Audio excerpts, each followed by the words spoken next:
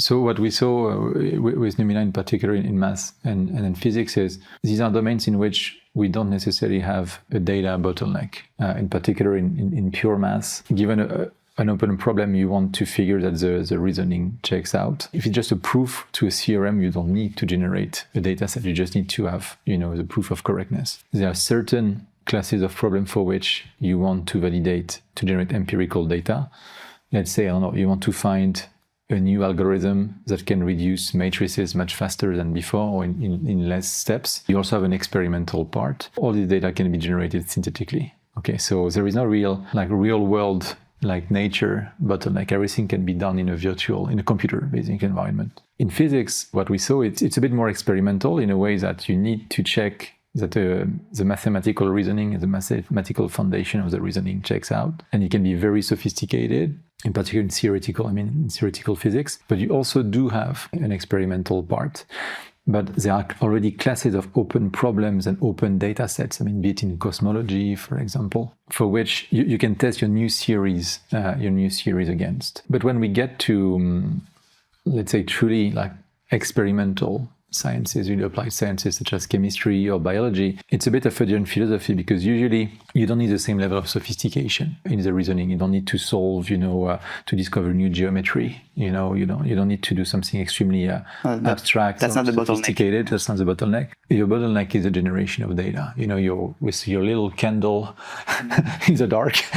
And know which kind of data is basically the most relevant to move the needle. Exactly. And not just be a confirmation data set. Exactly. And the issue is that your data is also very incomplete. So typically, if we take the case of cell biology, for example, today, the main observable that we have about the state of the cell, we have the image, at the cellular level. Phenomics, We have variations of the image where we can see, we can infer some information at the molecular level through a fluorescence, for example. But let's say the baseline image is the morphology, of the cell. And we can probe information at the molecular level, in particular via fluorescence, Then the go-to, modality to explore the molecular level is the sequencing. So typically RNA transcriptomics today is one of the most scalable either probe-based or sequencing-based. Exactly. So you can do whole genome, or you can probe specifically. It also has limitations. You don't always have, an accurate representation of the expression, in particular for lowly expressed proteins. Also, you only do sequence what is expressed. You also have the non-coding parts, which are so you're blind basically. You have all those trade-offs of depth, coverage. So you're only capturing part of the picture. So you're in a world where you're trying to do the best scientific reasoning possible in a world where there is, the amount of parameters is just huge across multiple scales, and you don't have access to most of the data, right? So it's all about, trying to navigate your way, in this parameter space. And one of the key questions is how do you decide on what is the next best data point to collect, also within a budget. Kind of an active learning strategy, which is I'm there, what with the highest return on investment of the generation of the next data point, just to improve my. De facto, the scientists are doing the active learning part, to some degree. And so, of course, in drug discovery, in an ideal world,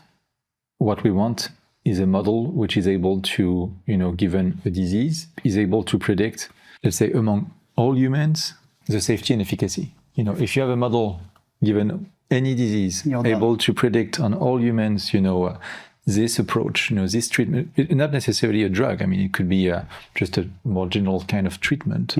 Environmental or more holistic. It could be a cell therapy, for example. Like we know that this approach will have this profile of safety, efficacy, and we're able to predict it across all humans. Basically you're done. That's $500 billion of R&D, spent every year, and which have been automated. So everything we do in the process is try to infer a part of this question, along the ways with models that are less and less imperfect, and that's all the journey of the drug discovery. So you start from the cell lines, and first actually you even start just with pure biochemistry. And you're not even in the cells. So you make an assumption around a mechanism. Actually, you don't always have to make an assumption about. No, sometimes you just have the empirical. You can just do phenotypic screening based on the cells and see what works. Recursion is a great example of this approach. What you're trying to do is you're trying to build a conviction about a certain mechanism, layer after layer. And it can be very deceptive because you can also figure out that you reach the effect that you wanted without even, and figuring out years later that it was not the mechanism that you assumed. You also may discover that this mechanism really doesn't work the same way in different subpopulations. So it's super hard. So what we expect from intelligence and from scientific development in this process, at the end of the day, it's all about predicting what is going to happen downstream in the least imperfect. All these counterfactual predictions, and with all these difficulties about making that work across the layers, because there are many people, models, companies that focus on one layer, doing that at the cell line level or at the organoid level, and then the more you move to the higher organizational complexity, the more difficult. So for me, like for a product like the K, the K product, what is going to create unique value in the long term is basically the proprietary verification that you have, and in particular, basically the data set that you're going to have and the ability of the system, given one question, to orchestrate, a reasoning and the verification across the data set, because you can't really, first intelligence, let's say the depth of reasoning is probably not going to be your bottleneck. By having to do super abstract kind of mathematical reasoning and proving. Like the intelligence we need for that kind of question is the ability to navigate, given one question, what are all the data sets I know I have access to? What is the body of evidence I can build given what I have? And then design, what is the next plan of experiment, which makes the most sense to de-risk the pipeline going. And ideally trigger almost a kind of a recursive thing, because of course it's an endless thing, and also hopefully a progressive convergence towards something. Also very different users that you will have. Also, they have, let's say, a different level of. Some people like me have completely given up being, more intelligent in the long term than AI, really. So what I do typically now when we start a project or we have a scientific question, I never code, I don't even tell Claude or the AI what to do. I just tell Claude, what do we need to optimize for, and what are the verification data sets that we have built. And then you let it basically instead of, and that's how like the job is really changing. Like instead of having to figure out the reasoning path, about what to do, what you need to figure out is all the verifications, and to build the verifiers, and then you just consume the token, you max out your token. And verifiers go towards building molecule actually, and also the verifiers. So you do have empirical. All the data sets that you have are potential verifiers, because they're giving feedback basically to the model. And so I think you can expect typically the users to want different level of control versus, the nitty details of the process. I think in the long term, I think it just, the variability in this preference mostly comes from people are not all, let's say, they have not all given up, the same the same level of intelligence delegation to the AI, but we can probably expect that this trend. This will. Exactly that. And so what will remain a very competitive product and something that Claude or, the, let's say, intelligence vendors will not be able to provide is the access to the verification and to the data sets that you have. Find what you think is a perfect verified data set? In your case, for me, these are all the clinical trial data, all the patient, all the expression data, all the data sets that you have. Basically information on the real life of the patients. Feedback from nature. What they've been treated with, what the treatment journey, what's the outcome. Exactly. And so if you find the best way for intelligence system to navigate this, to extract, not necessarily because, you probably have also different ways of post-processing in your data set, you know. I think probably, and it's always a trade-off because sometimes, you know, if you don't do post-processing, just the data becomes huge, you know, so at some point you need to decide. And you have to deal with those batch effects, data sets that are not really comparable in any aspects. So I think it's all about finding the sweet spot between, you want probably to have the least amount of post-processing on the raw data so that the agent will be able to redo its own post-processing pipeline given potentially a new question. But of course you have to do a little bit because otherwise just it's a nightmare to manage. But so yeah, that's so in the specific case of, you know, biology, what I mean by verifier are all the experimental data sets that you have. And I think in the long term, this is going to be the value and the defensibility. Like this platform is going to be the only place where where intelligence can have this type of feedback or this quality of feedback. And then the role of the subject matter experts, in a way, at least on the mid-run for you, is mostly to define the evaluation criteria. Exactly. And on the data part, the QC, but what do you think about, because selecting the data, which data is relevant for a given question can also be an expert thing, but it's also sometimes difficult to navigate because, as you mentioned, especially in biology, there are millions of scattered data sets, and even being aware of the different data or ideating about how a given data set can be used to verify a given claim or research strategy is already a complex reasoning. And sometimes the expert is also quite good at that. So if we keep the spirit you mentioned of basically maximizing the validation of a given experiment on all possible data sets, how do you think it's the best to unlock this question to data set mapping that is sometimes non-trivial in biology? No, I think it's a fair point. You probably, I'm thinking about, you know, the experience that we have and what we've done. The question is like, it's always about where is the bottleneck, you know, to get to the final resolution. And it's right that in experimental science, sometimes figure out what question is to be asked is the bottleneck, you know. And in that case, expert knowledge and intelligence comes into play. So probably that's how I see pretty much, you know, the future of these tools being used.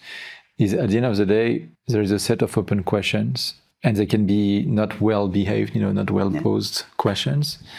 And the job of intelligence is going to be find the way to pose this question well. The framing, the definition of the basically goalpost and evaluation criteria. Exactly. And then giving up for the reasoning in the middle. It's unclear to me though for how long we're going to need experts to really pose the problem.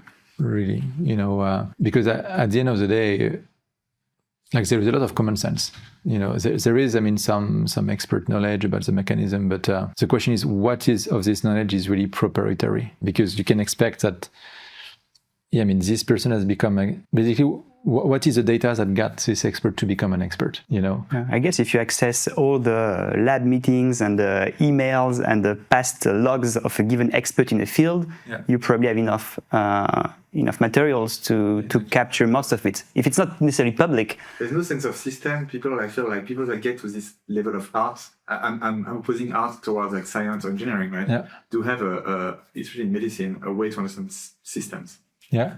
And I feel the system understanding is not something that's built up on the reasoning skills today, because it's something that maybe it's a sixth sense. I don't know how to describe it, but I don't feel even if you like map out all data experiments that people go to their life, it doesn't always explain how they understand systems by themselves. It's really it's very hard time to capture, like understanding how things behave together, how things are. Don't you think it's mostly about those experts for me have the intuition to weight things, because the fully holistic system thing is too much for the human mind, and I think the AI models are already doing that better.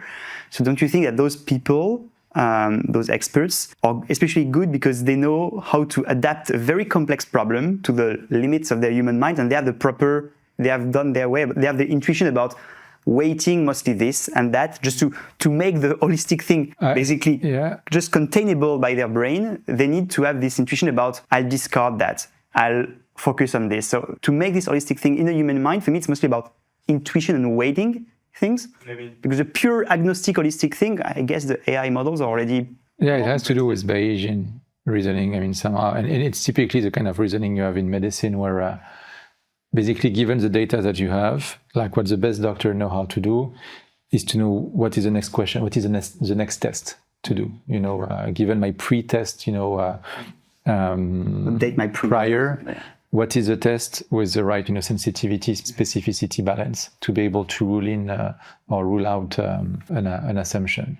And but I don't see a reason why the AI wouldn't be able to capture this knowledge. And we could have the right data sets in some otherwise. Why haven't we treated cancer? I think one of the, for me, like there is a data. Clearly a data bottleneck. Today, so I'm not an oncology expert. No, I know your vision of data, because you're also creating a company to create with data. Yeah, well, I think today we miss two things. One is there isn't a lot of diversity. From an AI, AI trying to learn a representation, of what is a human cell in general, and in particular what is a cancer cell. Today, when you look at the publicly available data sets, there is a lot of redundant information. Also because historically, data has been generated. Let's say, the traditional way to generate data set is I have a biological question. I'm going to select the cell line, which is the best.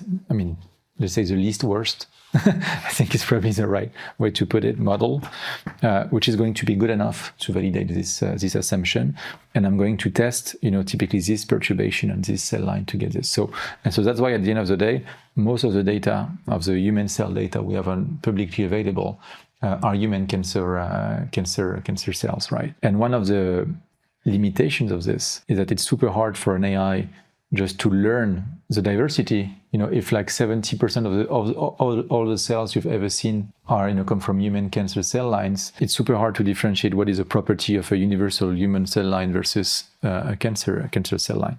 So I think first there needs to be a bit of a paradigm shift in how we generate data. And I know there are companies out there. I think there is a Cure 51. Yeah. And also Basecamp.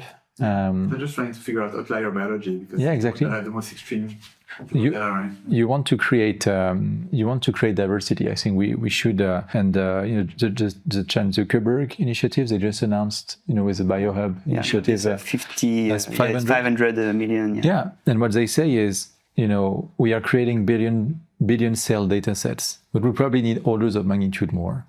But I think where not that we disagree, but I think the little caveat here is not just about scaling up the cells. If you have like 500 billion cells and you have like 2 cell lines, 3 conditions, who cares? You're just going to oversample. So the number of cells is probably probably the right metric to communicate about something big and ambitious. But the reality is you want to max out the diversity of data you generate within this. And scaling up the cells in itself is not the hard part. What is super hard to scale is the diversity of perturbations, And today, typically, there is a very limited, technology and research to be able to scale combinations of perturbations, in particular. Especially perturbation of the immune system, which is very, very far to get the right models into. Exactly. Today, the typical, screening campaigns, you take 3 cell lines, you take, X, thousands of drugs. You're going to do monoperturbation at different dose. But it's like, imagine, the cell, like a system, is just like pressing one button at a time, while we know that it takes more than pressing, probably to press just one button at a time. So something we're very excited about in the future development of data, and that's something we're actually working on at Blossom, is to create a platform in which you can truly scale the combinations of perturbation and scale the perturbation and try to max out the statistical significance you can have at a given number of cells by maximizing the number of perturbations. So that's one. And the second thing is to also have more deep data per cell, because today, usually you either have technologies in which you can have multimodal readout. Typically, if you want to have the high content imaging and the single cell RNA-seq, it's possible. But usually on a limited number of perturbations at a time, typically in the tens of perturbations. You always have those trade-offs. You have those trade-offs, right? And if you want to scale up the number of perturbations. Tahoe is a great example of a company that has scaled the number of perturbations, but it's done at the expense of the readout. I mean, to some degree. Very poor readouts. At least in the data set they release in open source, you have a limited number of reads per cells. And it's also purely monomodal, And so what we're actually working on is try to build a platform in which you can not only scale up the diversity of perturbations, so it's not about scaling the cells, it's about scaling the conditions, which is as much, but to be frank, more important than the cells, more difficult and more informative. That's one. And two, also to have deeper information per cell, so richer and broader information. It's always going to remain, imperfect, because today there is no real technology to scale up the proteomic data, for example. We only have proxies for this information, but that's the best that we have, with the current state of technology. And do you think then the most convenient unit of measure, because you mentioned a lot of cells, so of course there are lots of single cell technologies with different platforms, from cultures, microfluidics, and many different options. Yeah. But of course there are also the organ view of things, and people are defending the more organoid, 3D scaffolding, and this kind of. So there is also this additional dimension of complexity, or do you think we can basically bypass this complexity by playing with conditions? You mentioned conditions because of course a cell in different conditions can mean many different things. It can be different cytokine mix, it can be different mechanical pressures, it can be, so there are many different ways also to make that dimension vary. So how do you ensure then to still keep something that has some good translational properties in a way, beyond the lab experiment? I think for the foreseeable future, you are always going to need an umbrella, of more and more, and of, let's say, a diversity of sophistication of your biological model. I mean, that's a sure thing. Yeah. But if we project ourselves, in a world in which we have a perfect understanding of the cell is a unit of life. Everything below a cell is not alive. Everything alive is a combination of cells. So if we have, a perfect understanding of that unit of life, then you can compose. Then you can potentially compose, but we are just far from being there. But in an ideal, I think, from a pure, ideal standpoint, at the end of the day, if like the information of the cell and you have a perfect information about the environmental data, you should be able to predict. I agree. Yeah. Speaking about life and the unit of life, I was discussing last week with Antoine Hiver, specialist, and he was really having this vision that life is about homeostasis as much as possible. But the moments where pure homeostasis happen are childhood between 4 months and 4 years, and pregnancy, where your body really glow, when things balance themselves really, really well towards one function, growing or giving birth. Yeah. These moments are the most understudied. Exactly. Yeah. Life. And we pretty much like the data points we're creating, where it's pretty much we don't have data to understand where life really hits hard and creates so much value. And this is the problem. We are probably not really studying the right data points. It's all about the cycle. It's all about trying to do the best that we can with the least imperfect models. And so all these models are going to be complementary. Also, really from a pure machine learning standpoint, there is usually this debate between cell lines, patient-derived cells, organoid cells. The reality is that all these data sets are complementary. And what happened in the language, in the language processing is a great example. These LLM, first they were trained on the internet, which is garbage, data, by the most.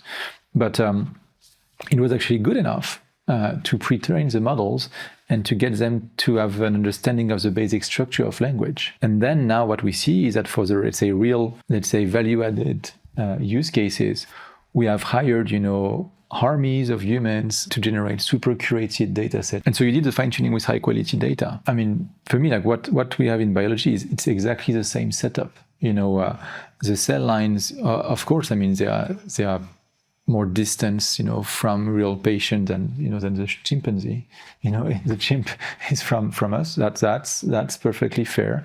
But at the end of the day, these are eukaryotic cells. They transcript DNA into RNA, which makes protein. So basically, the grammar of life is already expressed into these cells, and we have a pretty much unlimited supply of these cells. So which means they're a great data set to learn the basic grammar of life. But of course, I mean, you can't claim to do a very value-added use case based on them. But that's where you can start to use the patient-derived cells, the same way we use, human-derived feedback. You learn the basics. Exactly. And the beauty of this is once you have a very good pre-trained model, you need much less high-quality data to reach the objective. Yeah, that's the main learning from all those. Yeah, exactly. And for me, that translates perfectly to biology. You have a very limited, very scarce and challenging to collect supply of high-quality, very relevant data. And you don't want to use this data to learn the basic grammar. You want it to learn the Victor Hugo of life. You don't have enough scale to learn the basic grammar from those. And same for typically organoid data. There is a world in which we can really get all these models to talk to each other. And the beauty of it is, if at some point we're really able to learn how they transfer, then we have the ability to use the least sophisticated models to answer precisely the biological questions of interest. And typically for biomarker research, for example, of course, it's always going to be easier to find a biomarker from a blood draw than from a biopsy and an organoid-derived biomarker. So if you're able to get all these models to talk to each other, you also have the ability to find always a path of least resistance to build the best test and to bring it to the patient. We discussed quite a lot of data there, but you mentioned also a bit more the downstream and machine learning and AI models, and just to get your sense of the field. But right now there are also many companies who are already, of course, training and even soon releasing such kind of foundation models. You mentioned, for instance, the Tao dataset. You have also the people at Xera, but also in the academic world, and many basic companies building foundation models of any kind. For the kind of ideal dataset that you mentioned, since it's, of course, of an unprecedented scale, depth, and complexity, do you believe that the current trend and architectures and the ways to consume this data is then no longer the bottleneck, and then the natural downstream use case of this kind of data would be just to train such kind of foundation model? Or do you see other way to consume that data? Because of course it's a unprecedented, again, scale and depth. Yeah. And right now the main playbook is let's generate data, let's train foundation models as soon as we have more than 1 billion data points, and let's see where it goes. Yeah, and foundation models, they work spectacularly on language. They have not worked spectacularly on all kinds of signals. It's okay on imaging, but on molecular data, right now it's still... Exactly. I think in biology it makes sense because I think you have this similarity with language, which is the evolutionary nature of both language and... with conserved mechanisms. With conserved patterns. Like you can learn patterns, and also this ability to scale, as we said, a supply of cells that do have the basic patterns, and to fine-tune with cells that have the most sophisticated patterns. So that's why I believe biology is a great fit for foundation model, and it's not the case of all kinds of problems or signals. And I think, as far as I know, that today data is still the bottleneck in that domain. Maybe, if tomorrow there is a world in which we have generated hundreds of billions of cells, super diverse. It can trigger new developments, but... And we have spent all the compute, we have still not found anything, and compute becomes a bottleneck. It's another question. But today, data is a bottleneck in that domain. To the question, what are we going to be able to discover with these new tools? By definition, we don't know. It's the definition of scientific. When you're doing AI for scientific discovery, you're doing scientific discovery, and the principle of scientific discovery is what you don't know. You don't know what you don't know. So LLM don't know what I don't know. But exactly. So we're going to discover things. Some are going to be great findings. We're going to understand a lot of things about life. Maybe they will never translate. We may discover more or less, let's say, grandiose or intellectually inspiring findings about life that may actually trigger a new therapy. But the reality is, that's the beauty of doing science. What have you? Sorry, to be more holistic, because we're getting over time. There's very few specific questions. Maybe you have more. But what have you? This is more holistic than the product. Working in mathematics, physics, and now biology the last few years. What have you learned about life? About life in general? You mean? Vision of life in general. I don't know. Maybe I have not spent enough time to think of. No, but I mean, how do you see, like, what do you? I think a lot about the sense of life. Are you seeing more on the evolutionary scale type of things, or because you've been at the cross of different worlds and. Perhaps, just having kids has brought more questions than doing math to some degree. But in what we've done about math and physics, I think one funny, there is this debate currently in the Silicon Valley, which is, do we live in a simulation or not? Yeah. For me, I think we precisely, it's an opinion, it's not, of course, backed by any data. But I see it more as living in an experiment than a simulation. Because why do you do an experiment? Mm-hmm. You do an experiment precisely for what you can't simulate. Just because the level of energy that you need to solve it via simulation is too high. And when you look at basically all the processes of nature that we have, that even some basic things like just water, rolling into into your glass, it's super hard to simulate perfectly. You can simulate it to some others, but like being able just to throw compute at this problem to solve it to the level of perfection that we see it in real nature is extremely hard. So I tend more to believe that if we live in something, it's more an experiment. And the point of this experiment is exactly to generate data that you can't really, which you can't compute easily. So I guess one way to think about it, as we think about building simulators versus building automated labs, is the point to do an experiment versus a simulation is basically you're going to have more accurate information using the same amount or more or less energy. Okay, so one way to think about the universe is like, what kind of question would have justified the energy spent of the universe, which is quite huge, So that's one way to think about it. What data is generated in the universe that you can't really simulate, which would be worth the spend of energy. One other question, when you think about it this way, is what is the place of mankind or humans in creation? Because if you think about it from this perspective, that some entity or whatever, has spent energy to create our universe, then the question is, when you spend, like a lot of energy to create something, you want most of this energy to generate signal. Usually you don't want the useful information to be in the noise. But when you look at, so if you just look at the universe as it is, most of the information, most of the energy, it's not spent by us, it's spent in the cosmos, in the stars. So when you look at the number of stars, of galaxies, so maybe, there is just something which is much bigger than us happening here. And probably maybe one way to think about what this experiment is about is to look at where is most of the energy being spent in the universe, and that may be the subject matter of this experiment, and we may just be a byproduct of this experiment, which should not, preclude us from enjoying our journey here. So that's my most recent thought about the problem. Very different. I love it. Back on K.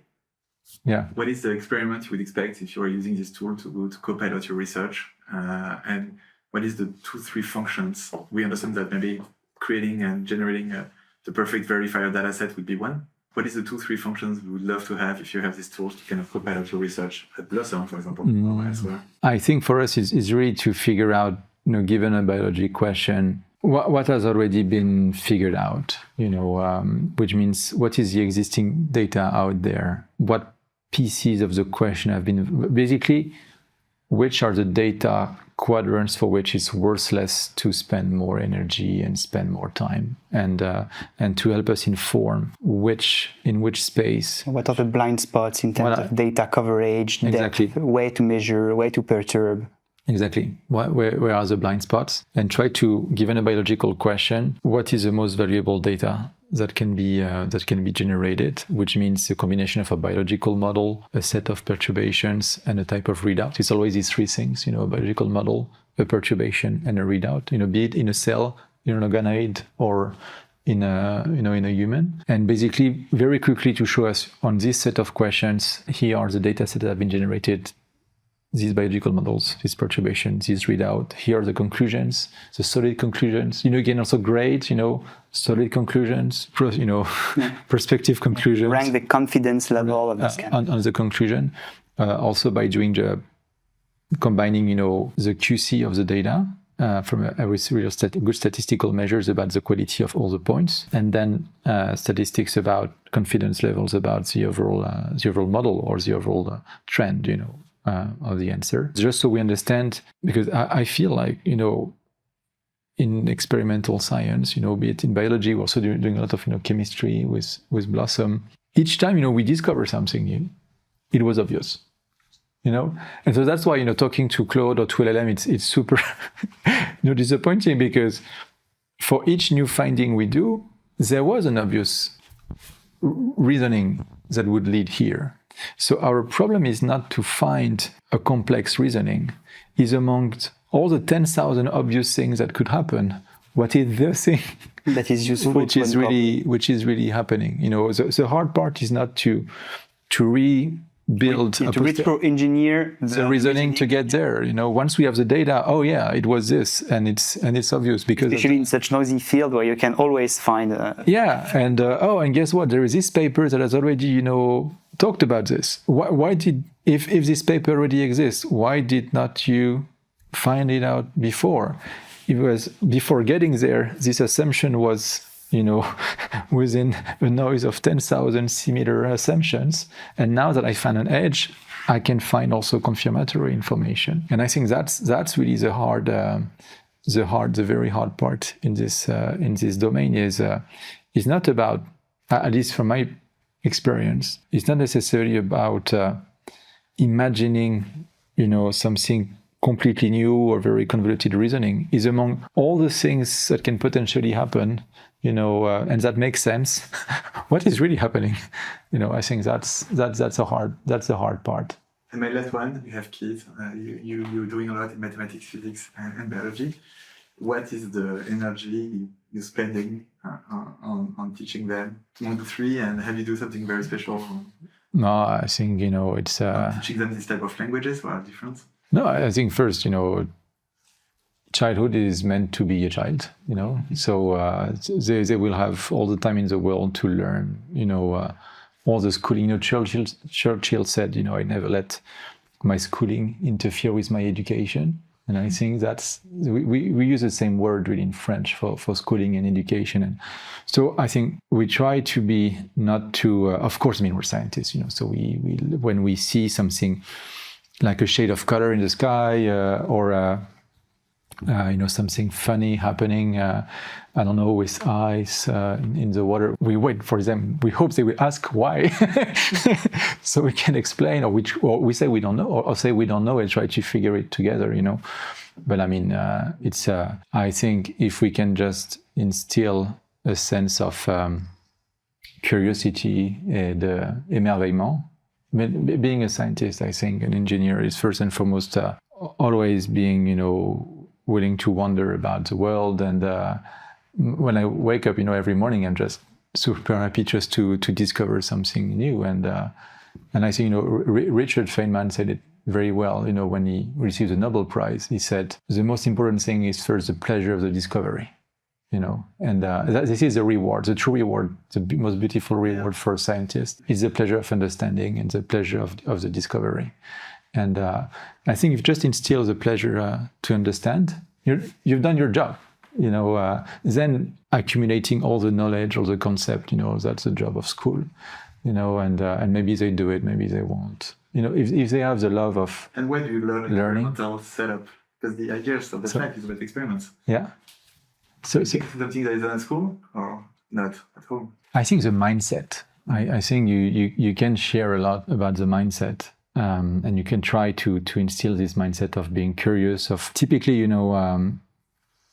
one thing probably we try to do, and I think lots of parents try to do, is always try to make the effort to give, let's say, the most honest answer about something, and the most honest answer sometimes just being to say, I don't know, and let's try to figure it out.